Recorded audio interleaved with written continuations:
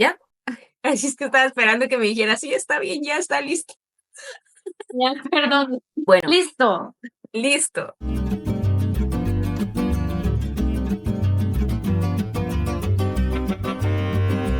Bueno, pues comenzamos con este noveno episodio de Atípico Fitness Podcast, en donde pues les traemos información no solamente de valor, porque creo que muchas personas dicen eso, ¿no? Ahí tenemos información de valor, sino información que puede ayudar también y reflexiones, sobre todo, que puede ayudar a continuar generando este pensamiento crítico. Creo que es algo o una de las premisas que tenemos en este podcast, ser un poco disruptivas o muy disruptivas para poder reflexionar, ¿no? Y fomentar estas dudas. A veces se piensa que es más importante tener las respuestas, pero las dudas generan bastante y bastante conocimiento también. Y bueno, no me voy a desviar porque creo que ya aquí voy a soltarme hablando de otros temas, así que mejor les doy la bienvenida y también le doy la bienvenida a Karina Romero Minut, que está aquí conmigo. ¿Cómo estás, Karina? Feliz como siempre de continuar con nuestras charlas que no están unidas una con otra, pero pareciera, ¿no? Como que se van conjugando los temas y eso me encanta. Claro, yo fíjate que creo que sí están unidas. Creo que, bueno, hay un punto en común que es el fitness, el entrenamiento e incluso la nutrición que une todas estas temáticas que justo parecieran completamente distintas, pero al final nos regresan a nuestro objetivo, ¿no? Que es seguir comunicando y haciendo y generando el pensamiento o las dudas, como decía al principio, para continuar, pues, no sé, dialogando también entre nosotras y entre las personas que nos están escuchando. Y pues precisamente por eso vamos a hablar el día de hoy sobre los sesgos cognitivos. ¿Qué son los sesgos cognitivos? ¿Cuáles son algunos que podrían estar muy alineados a nuestro quehacer cotidiano con el entrenamiento, el fitness, la nutrición? Si quieres, comenzamos con el episodio ahora sí. ¿Qué te parece?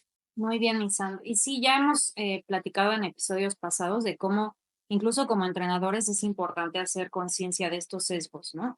Sobre todo porque forman parte de nuestras prácticas cotidianas Exacto. y aunque quizá no podemos hacernos de ellos, y vamos a hablar de eso más adelante a lo largo del episodio, pues por lo menos el primer paso es hacer conciencia, entonces en eso estamos nosotras y por eso trajimos este tema a la mesa. Exacto, y es que es cierto que todos los días tomamos decisiones, ¿no? Consciente o inconscientemente. Todos los días tenemos que estar tomando eh, esta, estos caminos, ¿no? ¿Hacia dónde voy a ir el día de hoy? ¿Qué ruta voy a tomar para mi trabajo? ¿Qué voy a comer hoy? ¿Qué tipo de entrenamiento? No sé, ¿qué ejercicio voy a hacer primero? O si está ocupada una máquina, bueno, ¿hacia dónde me voy, no? Entonces, todos los días estamos tomando estas decisiones. Algunas pueden ser triviales, como qué ropa vamos a elegir, qué vamos a comer, como decía, y otras un poquito más complejas también.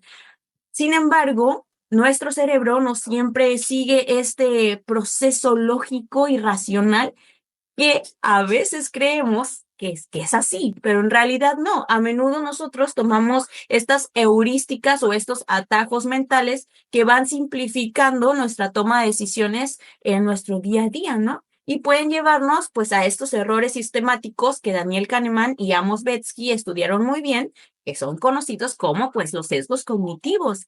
Y es que justo los primeros que estudiaron estos sesgos, que claro, después de ahí se abrió muchísimo más y antes de ellos también ya se estaban estudiando, pero como tal, Kahneman y Betsky, que bueno, están en este libro de Pensar rápido, pensar despacio, bueno, sobre todo Kahneman, aquí nada más retoma un poco a Amos Tversky, pero no se trata, o sea, él no escribió este libro, entonces, ellos estudiaron estos juicios o estas tomas de decisiones que están sistematizadas y también muy reducidas en nuestro día a día, ¿no? Fueron los primeros en demostrar que no somos tan racionales como pensamos y que bajo incertidumbre nuestro juicio está muy influenciado por esta serie de sesgos, ¿no? Entonces, bueno, esto para decir que justo los sesgos van afectando la manera en la que nosotros también interpretamos la información aparte de la toma de decisiones, ¿no? Y esto puede ir en nuestro quehacer cotidiano, tanto en el entrenamiento, como lo decía, como en la nutrición e incluso la percepción de nuestra imagen corporal. O sea, y esto es algo que a mí me gustaría comunicar aquí, por eso veo la urgencia de poder difundir o divulgar o hablar o reflexionar sobre los sesgos y las heurísticas del pensamiento, porque justo la forma en la que nosotros nos percibimos a nosotros mismos, lo que nosotros creemos que es nuestra realidad, lo que nosotros creemos que es nuestra corporalidad, y aquí vamos poniendo al cuerpo, también están muy sesgados por estas heurísticas o atajos del pensamiento. Entonces, bueno, ¿cómo ves este tema, Karina? Pues sí, como bien dices, ya es un tema, pues se podría decir que antiguo, aunque por los 70 más o menos es que surge esta investigación propiamente, ¿no? Em, y esto como en contraposición a la idea de que somos seres racionales, como dijiste, ¿no? Que todo el tiempo tomamos decisiones lógicas y basadas como en la realidad y en la estadística. Em, entonces, lo que a mí me parece interesante también de esto es que no es necesariamente algo negativo, ¿no? Quizá las heurísticas tienen como esta cosa que nos ayudan a eficientizar, se podría decir, Sí. o a reducir la carga cognitiva, ¿no? Entonces, de alguna manera nos permiten poder vivir nuestro día a día sin tanta carga mental. Pero el tema con los sesgos es que sí nos pueden hacer tomar decisiones erróneas, ¿no? Y que nos afectan en distintas dimensiones de la vida. Entonces, por eso es importante mencionarlo. Y bueno, y también decir que ahora se piensa que no es que seas o racional o tengas sesgos, sino que tenemos estilos cognitivos distintos, ¿no? Todas las personas y los utilizamos en distintas situaciones. Y como bien dices en este libro, ¿no?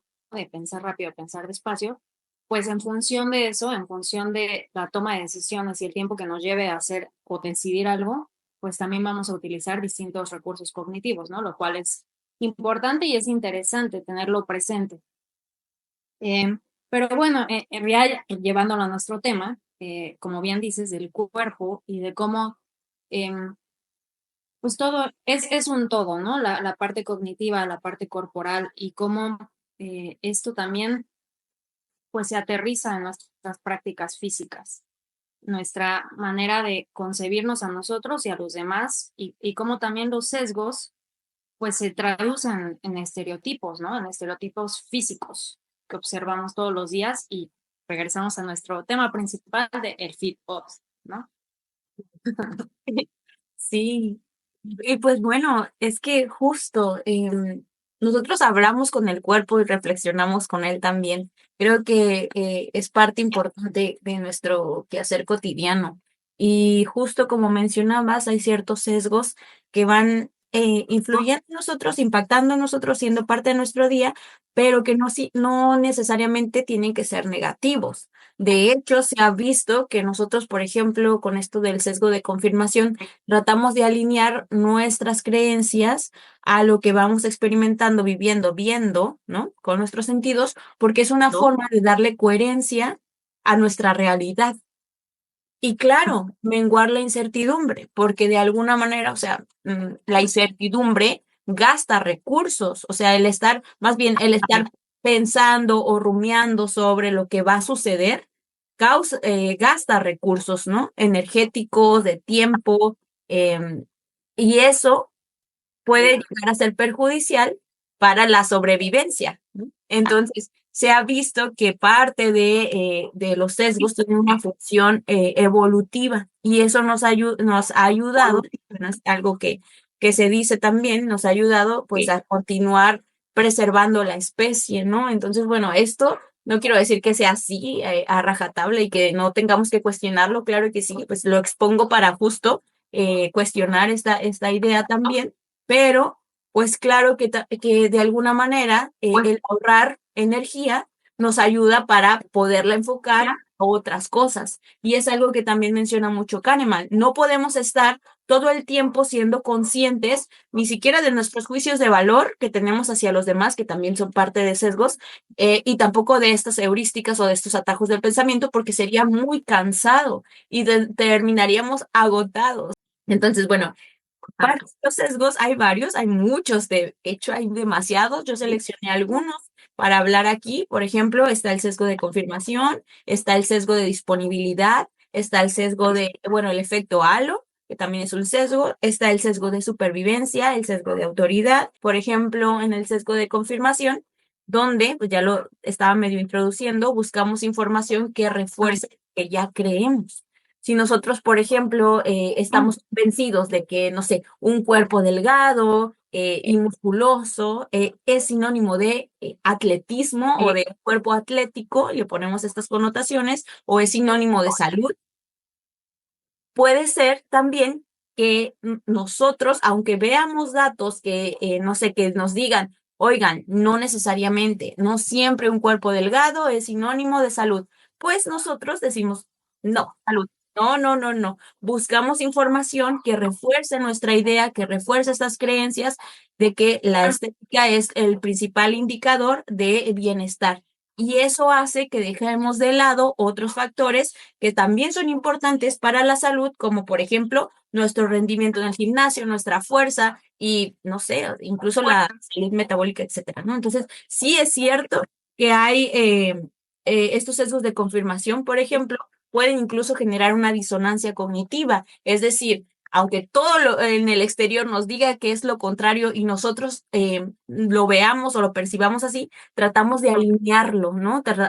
No sé, por ejemplo, es algo que puede ser súper contrario, pero lo tratamos de alinear para que confirme nuestro quehacer o nuestras creencias. Entonces, esto es lo del sesgo de confirmación. No sé si se te ocurre como algún ejemplo también sobre este sesgo, o lo has visto o percibido en algún momento. Sí, creo que está muy presente en la cultura de la dieta en general, ¿no? O sea, como que tanto ese como la falacia de costo hundido, que tiene que ver con seguirle invirtiendo tiempo a algo que ya viste que no te está funcionando, y pienso mucho en las personas que hacen dieta una y otra vez y que al final ocurre el rebote, ¿no? O no obtienen los resultados que esperan y aún así siguen años y años de su vida haciendo dietas, ¿no? Porque es lo que en teoría les va a dar el resultado que están buscando, pero solo en teoría porque se ve que en la práctica no está ocurriendo, ¿no? Y entonces la persona ha invertido tanto tiempo en eso, esfuerzo, dinero y carga física y mental por lo que implica llevar una dieta, que decide seguir ahí, ¿no? Y entonces viene el estancamiento y la frustración. Entonces ahí es donde decimos que se generan problemas, ¿no? Con los sesgos.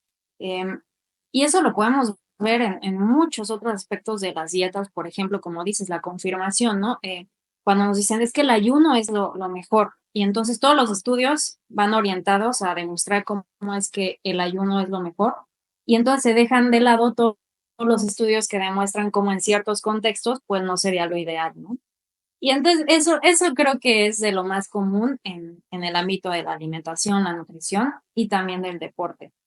Entonces, hacer conciencia de esto, ¿no? De que existen, de que no porque eh, nos estén reforzando la idea de que algo funciona, quiere decir que funciona en todos los casos y de igual manera. Eso sería lo importante, contextualizar para que se pueda aplicar de una mejor manera, ¿no? Pasa todo el tiempo, lo miramos. Por ejemplo, el hecho de decir, no, pues yo quiero rendir en el gimnasio. Y ahí es donde te digo lo de la disonancia cognitiva. Querer rendir en el gimnasio en tu entrenamiento, ok, entrenas a las 6 de la mañana, perfecto, ok, pues es lo que a ti te gusta, te funciona, te hace bien, pero entrenas en ayunas, ¿no? Y dices, bueno, mira, aquí están los estudios que mencionan que de manera general las personas cuando entrenan en ayunas, pues no están del todo, no preparadas, pero no tienen la suficiente energía que pueden llegar a necesitar y glucosa para poder entrenar de manera más eficiente, ¿no? Entonces les presentas esto, se los dices, se lo expones, incluso les das los estudios y las personas, no, yo me siento bien entrenando en ayunas y entreno en ayunas y es lo que me encanta. Y bueno, parte de eso también empiezas a confirmar tus sesgos como, por ejemplo, viendo a tus entrenadoras fitness favoritas, influencer de las redes sociales que te dicen que entrenar en ayunas es mejor para, no sé, para poder tener un mejor metabolismo y poder hacer la cetosis y todas estas cosas, ¿no? Entonces dices tú, bueno, Ok, están ellas, sí, perfecto, pero estudios dicen otra cosa, ¿no? Pero en fin, tratamos de confirmar y buscamos justo esta información que nos confirmen esa creencia y claro, siempre va a haber, es que eso es seguro, siempre vas a encontrar información que te confirme tu sesgo. Y creo que esto puede ser problemático porque, por ejemplo, en las redes sociales se confirman bastantes sesgos, pero no porque sean una realidad sino más bien porque justo esto crea controversia, crea vistas, genera likes y genera más influencia. Entonces, cuando algo es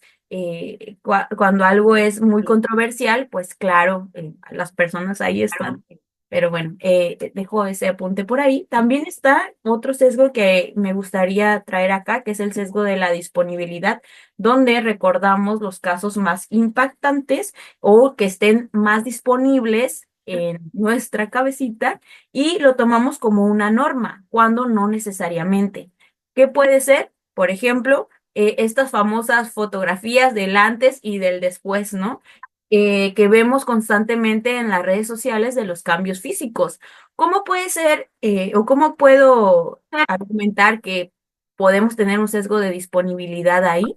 Pues bueno, cuando nosotros vemos estos cambios físicos, podemos llegar a interpretar que los cambios son rápidos, o sea, porque vemos este antes y este después, entonces eso nos da una percepción de rapidez, de inmediatez, y eso se queda muy presente y podemos llegar a creer justo que los cambios físicos son rápidos, son instantáneos, son sencillos, y cuando nosotros no los podemos tener, pues bueno, ahí es donde causa mucha insatisfacción también y no nos estamos dando cuenta que estamos ignorando los fracasos o los efectos secundarios que suceden, ¿no? Para transformar ese cuerpo, ¿no? O todo lo que pasó esa persona para llegar a ese resultado. Se hace como muy fácil, ¿no? Muy rápido. Entonces, estos sesgos de disponibilidad también pueden influir incluso en la alimentación. Vemos dietas que, no sé, parecen ser muy efectivas, entonces al momento de nosotros querer, no sé, hacer un cambio, tener objetivos de físicos, estéticos, pues entonces decimos, ah, sí, la dieta cetogénica es la mejor. ¿Es porque la dieta cetogénica es la mejor? No, la estamos juzgando como tal porque estamos viendo en redes sociales constantemente y tenemos muy disponible esa información de que la dieta cetogénica funciona. Pero ¿qué nos dicen los estudios? Pues también que depende, ¿no?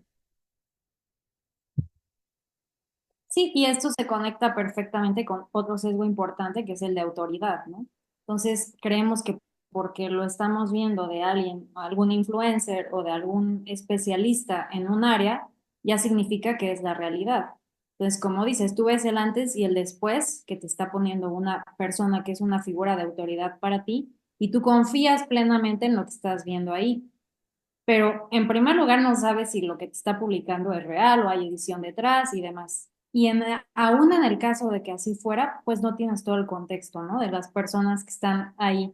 Entonces, pues sí, ese me parece un sesgo peligroso, porque puede derivar en cosas muy grandes, ¿no? O sea, hemos visto casos complicados de cultos y demás por el sesgo de autoridad. Y culto, no digo de cuestiones religiosas, incluso en el fitness hay cultos. Entonces también hay que tener ojo con eso, porque uno termina creyendo a rajatabla lo que te dice una persona solamente porque es esa persona. Entonces, ahí es un tema importante. Ese, y por ejemplo, también el efecto de halo, que se llama, ¿no? Que atribuye características a una persona por la primera impresión que tienes. Y a mí este me gusta porque se conecta con lo que hemos platicado en veces anteriores, ¿no? Sobre las entrenadoras, los entrenadores, de cómo te ven, te tratan, ¿no? O como te ven, la primera vez que te ven, creen que sabes o que tienes los conocimientos sobre entrenamiento. Entonces, eso es súper común, ¿no? Si tú llegas y no tienes el físico que la persona espera ver de un entrenador, probablemente te descarte o no te contrate, a pesar de que tengas los conocimientos y que a lo mejor si se te diera la oportunidad lo podrías ir demostrando, ¿no? A lo largo del tiempo. Entonces, ese me parece importante y también por creer, justo que se conecta con el de autoridad, que una persona que tiene un fit body, un Instagramer, ya tiene los conocimientos y puedes creer todo lo que te dice. Entonces ahí es otro súper importante. Y bueno, esto que estamos o que hemos estado diciendo en esta primera parte del episodio sobre cómo es que los sesgos cognitivos pueden llegar a influir y a impactar también la manera en la que nosotros vemos el fitness o vemos esta parte del entrenamiento y la nutrición como clientes, también puede pasar igual y afectar al mismo tiempo como profesionales, ¿no? De la salud o incluso entrenadores, coaches, nutriólogos, asesores nutricionales, nutriólogas. Todo esto también impacta en nosotros. Entonces, ¿cómo es que los sesgos cognitivos podrían llegar a influir, a impactar o a también a perjudicar un poquito nuestra práctica con nuestros clientes? Pues bueno, de muchísimas maneras.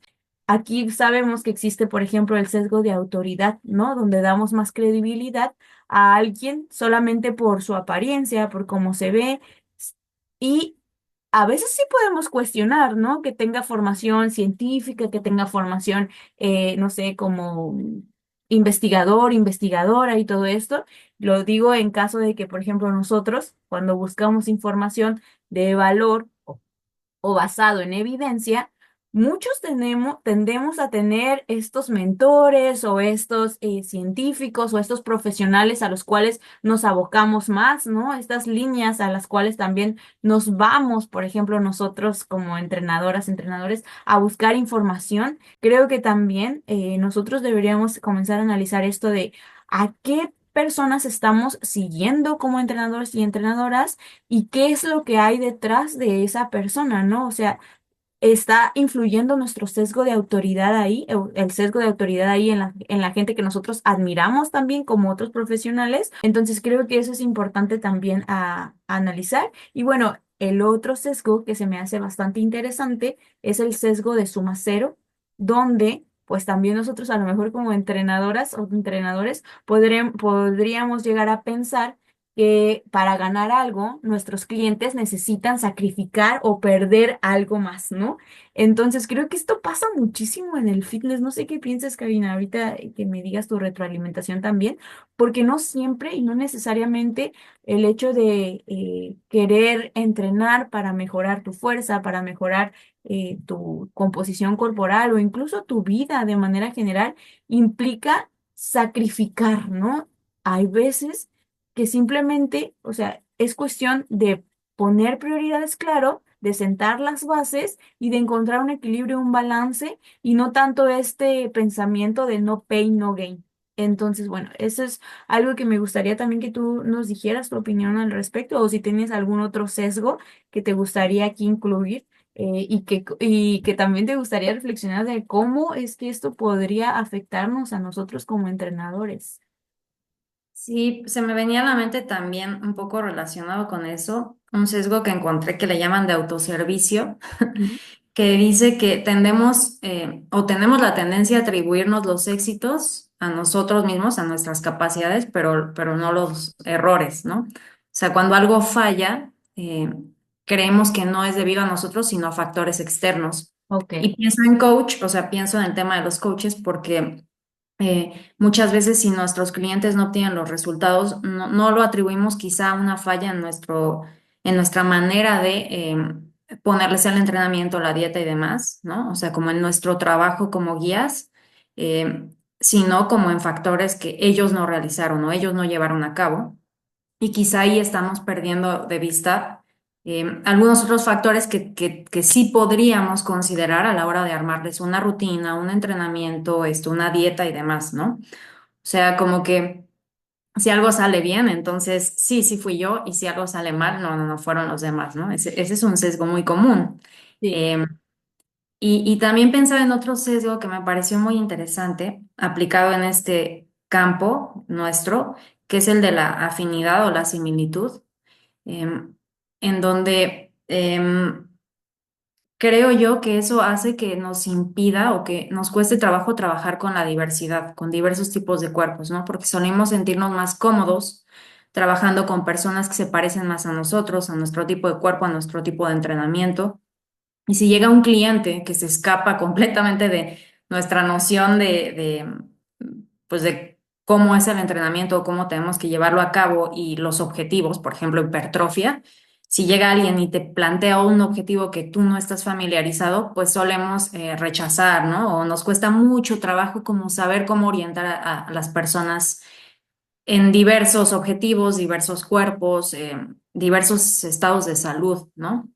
Entonces creo que ese como coaches es importante tenerlo en mente y creo que ahí también entra lo que mencionabas al inicio, que es em, tenemos más afinidad a seguir a personas que se ven como nosotros o que tienen los objetivos que tenemos nosotros, ¿no? Es entre nuestro sesgo de autoridad y de afinidad que se entrecruzan, terminamos reafirmando nuestra corporalidad, nuestros objetivos, nuestras creencias. Entonces también eso, o sea, tanto hacia nuestros clientes buscar diversidad como hacia las personas de las que aprendemos que nos guían, ¿no? A nosotros mismos como coaches. Sí, sí, y eso, qué bueno que lo traes aquí a cuento porque justo no siempre se hablan de estos temas de la diversidad en todo en todas las áreas, ¿no? O sea, está la diversidad funcional también, la diversidad de género. Creo que es importante porque, pues por supuesto, o sea, a veces parece que estamos dedicados como coaches a solamente un tipo de población, ¿no?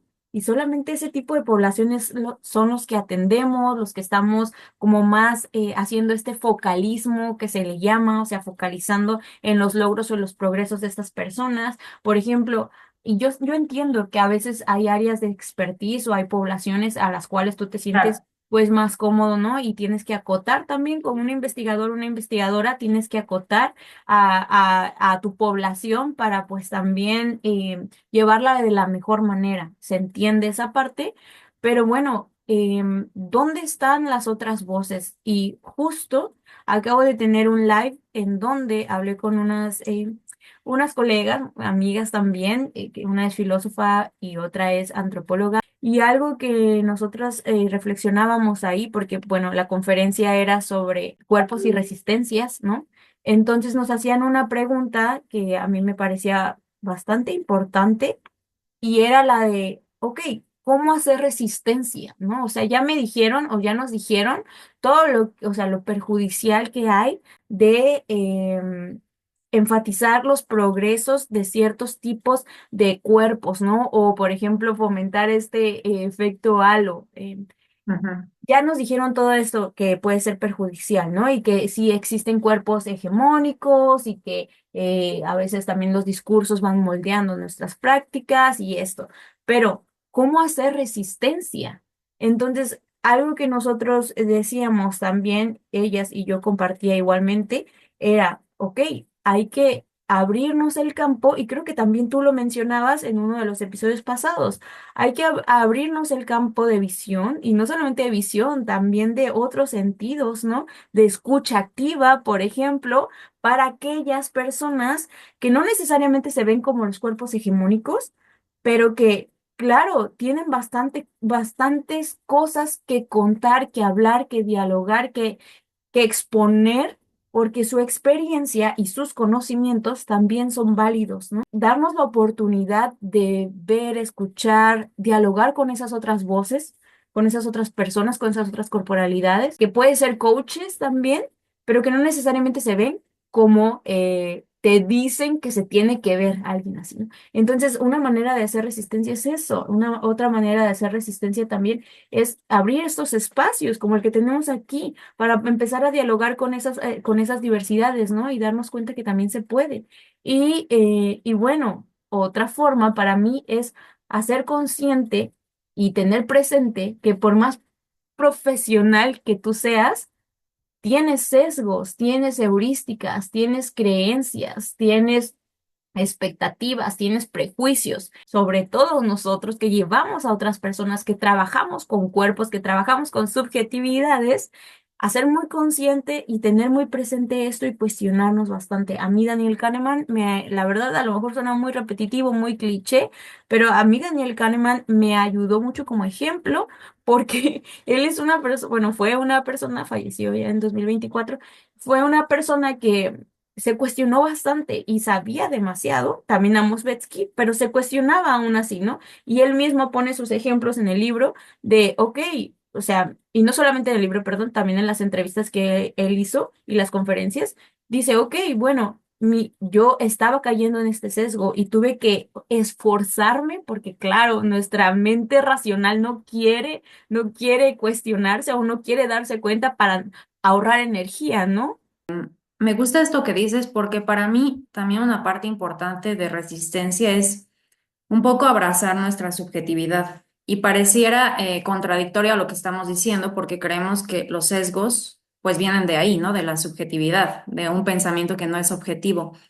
Sin embargo, cuando tú te familiarizas con ello, cuando tú conoces tu subjetividad o estás más al tanto de ello, tienes más posibilidades de cuestionarla y de cambiarla con el tiempo, ¿no? Cambiar aquellas ideas que tienes tan arraigadas o creencias que no te están ayudando. O a lo mejor no es que no te estén ayudando, porque de hecho parte de su función es precisamente hacerte la vida más simple, ¿no? Pero Ujú. quizá te están dejando puntos ciegos en todos lados y no lo percibes, ¿no? Entonces, pues eso, yo creo no hay que rechazar esa parte como más subjetiva del ser humano, pero sí hay que hacerla consciente y hay que tener, en mi opinión, hay que tener la capacidad también de exponerla, porque eso se conecta con lo que me decías hace rato, de que muchas veces seguimos a personas em, y creemos que lo que nos están diciendo es objetivo, ¿no? En términos de conocimiento científico y demás, pero esas personas tienen sus propios sesgos. Si ellos exponen ante las personas desde dónde están hablando, desde dónde parten, es más fácil que uno pueda identificar esos sesgos en ellos y entonces ya tú sopesas qué partes sí y qué partes no puedes aplicar, ¿no? A tu propia experiencia. Entonces, por ahí iría, ¿no? Un poco reconocer cuáles son nuestros sesgos, pero también identificar los sesgos de las personas que están influenciándonos directamente. Entonces, ese sería también mi consejo, ¿no? Un poco indagar más en las personas que seguimos. Es muy difícil y yo lo sé, pero por lo menos en términos de autores, por ejemplo, que leas o en términos de científicos que sigas, cuando un poco investigas en su vida, te das cuenta de hacia dónde van los sesgos, ¿no? Entonces, eso es interesante. Sí, aquí, ay, no, yo estoy así, mira, que quiero, quería responderte porque, claro, Sandra Harding, por ejemplo, una investigadora que de hecho acaba de fallecer hace poco, ella también exponía la importancia de dar cuenta del lugar en el cual estás partiendo para hablar, ¿no? Del lugar desde el cual estás partiendo para investigar. También Donna Haraway con su Ujú. conocimiento situado, o sea, el conocimiento es situado, no Claro. es objetivo. Por más que se quiera, y a lo mejor a muchas personas que nos escuchen, no sé, esto le cause mucho ruido porque en el contexto de la nutrición y del entrenamiento, la verdad, se acostumbra bastante a hablar sobre el pensamiento científico Y y la basado en objetividad, ciencia. Todo exacto, es basado en ciencia. la objetividad basado en ciencia, evidence-based, y ya se está exponiendo, y eso es curioso porque es también una tendencia. Últimamente he encontrado ya más, como más contenido sobre, sí, la ciencia es importante porque es objetiva, pero también la experiencia.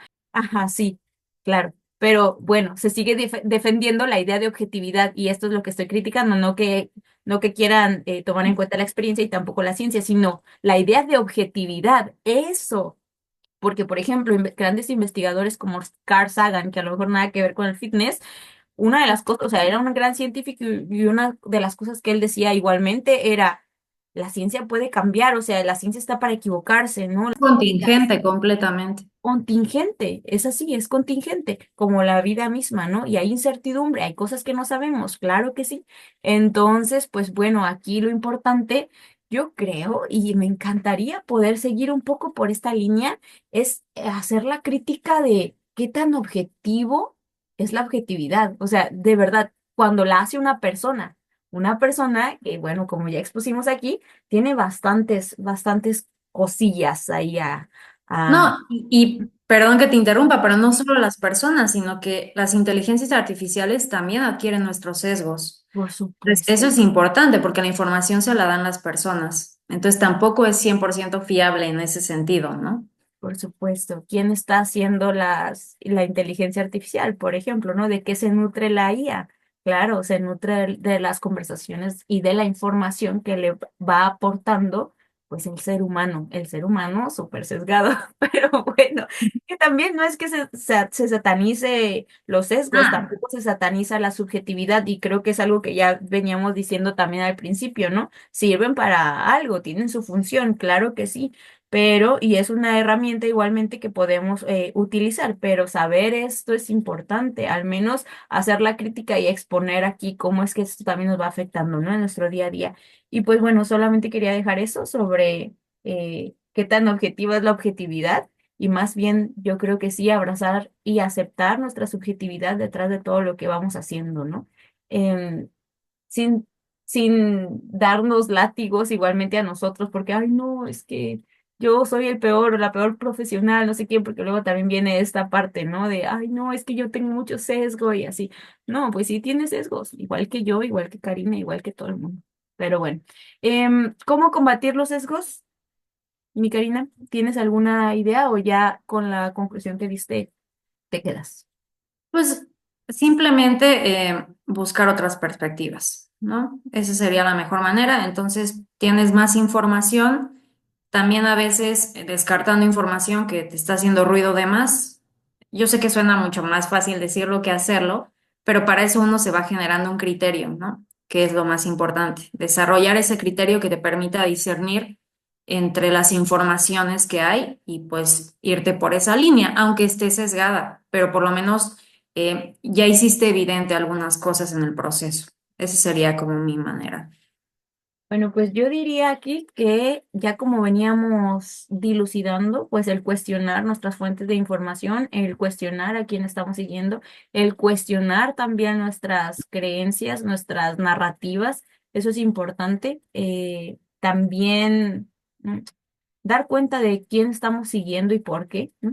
Creo que también reflexionar sobre nuestras propias creencias y cómo éstas han sido moldeadas, por más objetivas que nosotros creamos que sean, han sido moldeadas por la cultura, por nuestros contextos, por el medio, los medios de información o los medios de comunicación también. Y bueno, eso principalmente. Y hacer este autoanálisis constante. Creo que yo encuentro mucho valor en eso cuando leí algo relacionado con el arte de la existencia y Foucault, y él hacía como este énfasis al regresar y hacernos este autoanálisis, esta autocrítica. No me acuerdo bien cuál era la palabra que utilizaba, pero yo de ahí me quedé y dije, claro, es que a veces es muy cansino para muchas personas, pues así no tenemos tanto tiempo para estarnos como, ay, haciendo estos autoanálisis, pero el hecho de poner, por ejemplo, de escribir, ¿no? Tus pensamientos, escribir lo que haces, dialogar con personas, ayuda bastante también a decir, bueno, tal vez yo estoy equivocado o tal vez sí, aquí estoy detectando un sesguito o estoy cayendo en extremismos igualmente, ¿no? Y bueno, yo creo que eso lo dejaría ahí. Tengo como muchas otras cosas que quisiera hablar, la verdad. Recientemente estaba leyendo sobre la predicción afectiva de Daniel Gilbert, cómo es que nosotros, por ejemplo, tendemos a querernos adelantar a las circunstancias y tratar de predecir nuestras emociones futuras y cómo en función de cómo nosotros Te decimos, ¿no? predecimos, ajá, cómo nosotros predecimos nuestra calidad de vida futura, son las acciones que solemos tomar en el presente. Entonces, eso me pareció bien interesante. También el sesgo del presente que tendemos a nosotros a, ¿cómo se podría decir? Caer en extremismos con las cosas que están sucediendo en el presente, o sea, lo sobrevaloramos y también, pero más tendidos o con tendencia a lo negativo, pero cuando volteamos atrás y vemos nuestro pasado, tendemos a caer en una cierta añoranza o en un cierto declinismo, se le llama. O sea, a creer que todo lo anterior fue mejor que el presente, porque el presente es peor, ¿no? Y eso creo que también puede perjudicarnos mucho. Por ejemplo, las personas que pueden llegar a decir, ay, es que yo antes en mi cuerpo de antes era mejor que el de ahora, es que antes tenía una mejor figura física que ahora, o antes tenía más fuerza que ahora, o antes, y entonces caes en eso, ¿no? Eso es el declinismo. Y pues bueno, em, ya muchas cosas, pero hasta aquí la dejamos, Karina. Sí, Pues, vamos a continuar con este tema porque sí se quedaron ahí varias cosillas interesantes, entonces ya tendremos más tiempo y más espacio para eso. bueno, pues muchísimas gracias por estar aquí conmigo. Gracias a todos los que nos escucharon también.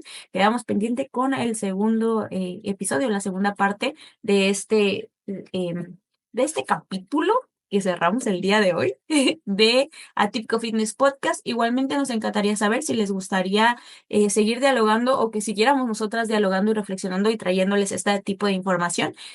Así que los invitamos a comentarnos, los invitamos también a seguirnos en nuestras redes sociales, tanto de Karina como mías, y también pues a darnos like y compartirnos si este contenido les está gustando. Así que pues bueno, nos vemos para este episodio de Atípico Fitness Podcast. Bye bye. Adiós.